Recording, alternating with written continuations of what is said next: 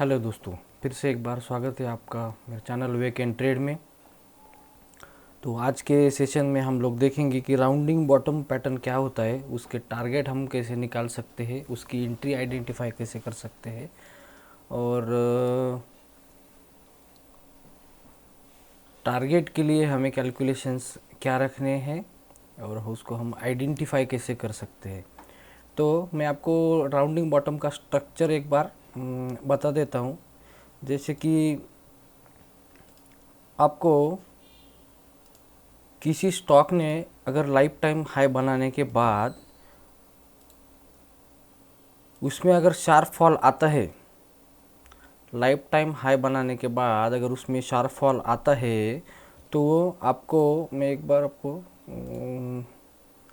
यहाँ से एरो लेंगे तो आपको ठीक से समझ में। लाइफ टाइम हाई बनाने के बाद में आप उस शेयर में अगर शार्प फॉल आता है और उसके बाद में अगर उस शेयर ने एक स्पाइक बना दिया छोटा सा और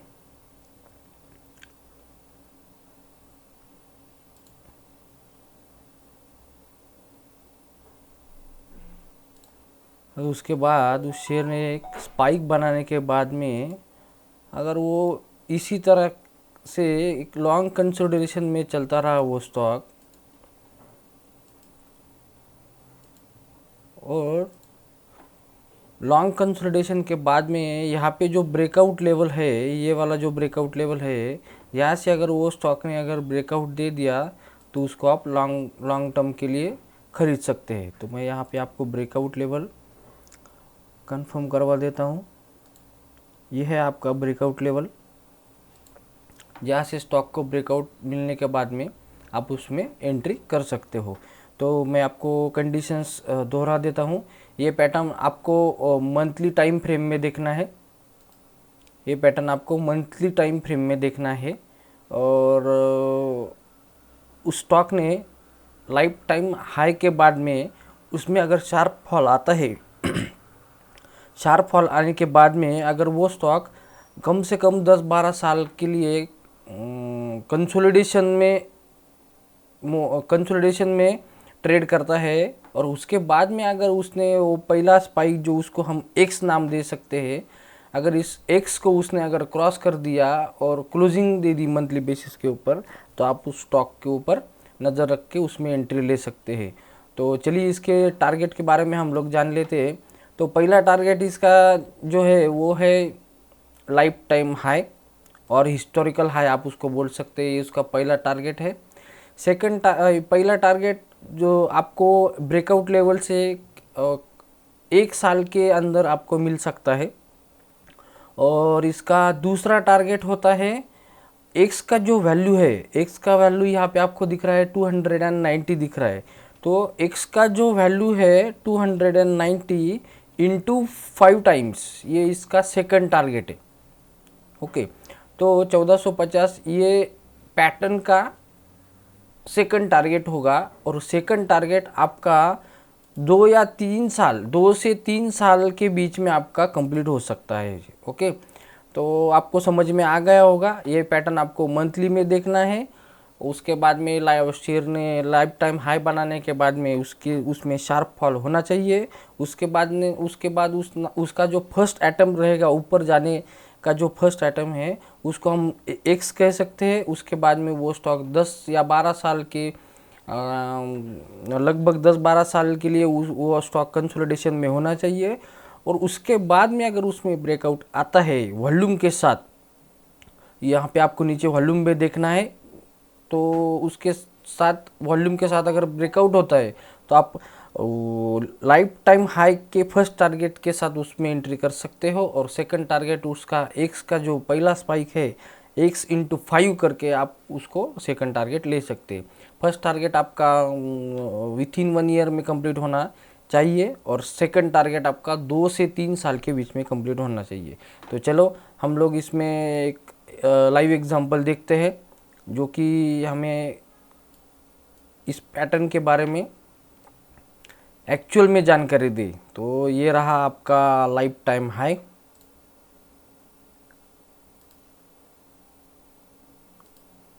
ये रहा आपका लाइफ टाइम हाई। उसके बाद में ये इसमें आ गया ये शार्प फॉल, बराबर। तो उसका पहला स्पाइक जिसको हम एक्स बोलेंगे, वो मैं आपको हॉरिजॉन्टल लाइन से ब्रेकआउट का लेवल आपको मैं कंफर्म करवा देता हूँ। ये जो उसका पहला स्पाइक है ये है 66 रुपीज़ के ऊपर, ओके। ये 66 रुपीज़ का अगर आप ब्रेकआउट कब हुआ है तो आपका हो गया है 2016 में, और ये लगभग कंसोलिडेशन मोड उसका रहा है 2008 से लेकर के 2016 तक, मतलब 8 साल का लगभग ये कंसोलिडेशन का पीरियड था। ये स्टॉक ने जुलाई 2016 में ब्रेक किया था, और उसके बाद में अगर आप देखोगे जुलाई 2016 से लेकर के ये जो उसका लाइफ टाइम का जो हाई है वो स्टॉक ने अक्टूबर 2017 में कंप्लीट किया था टारगेट, पहला टारगेट। तो जुलाई से लेकर के अक्टूबर 1 साल के ऊपर होता है 2017, 2 या 3 महीने ऊपर है। तो आपको ये टारगेट, आपका पहला टारगेट अचीव हुआ है। सेकंड टारगेट के लिए स्टॉक ने ट्राई किया था, लेकिन सेकंड टारगेट के लिए स्टॉक सेकंड टारगेट कंप्लीट नहीं कर सका और ये नीचे आ गया। तो आज की डेट में आज मैं आपको एक लाइव एग्जांपल इसका देने वाला हूँ कि कौन से स्टॉक में ये अभी क्राइटेरिया बना हुआ है और ये स्टॉक लाइफ टाइम हाई वगैरह बना सकता है, ओके। तो इसका स्टॉक का नाम है गणेश हाउसिंग। गणेश हाउसिंग का एनएससी का स्टॉक मैंने चुना है, और यहाँ पे आपको ये पता चलेगा कि ये रहा स्टॉक का लाइफ टाइम हाई, उसके बाद में ये शार्प फॉल, उसके बाद में ये बना एक्स पहला स्पाइक, और ये कम से कम 2008 से लेकर के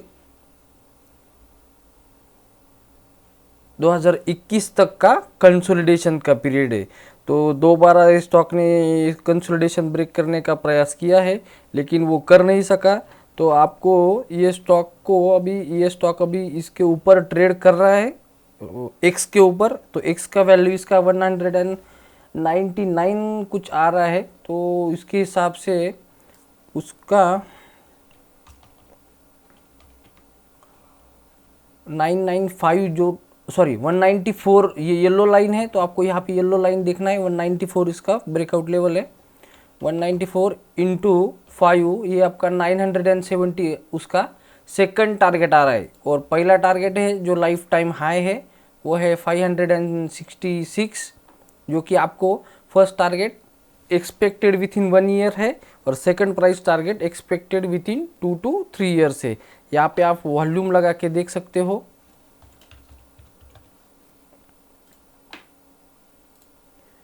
ये आप वॉल्यूम यहाँ पे बढ़ते हुए देख रहे हो, रेगुलर वॉल्यूम से ज़्यादा यहाँ पे वॉल्यूम मुझे दिखाई दे रहे हैं।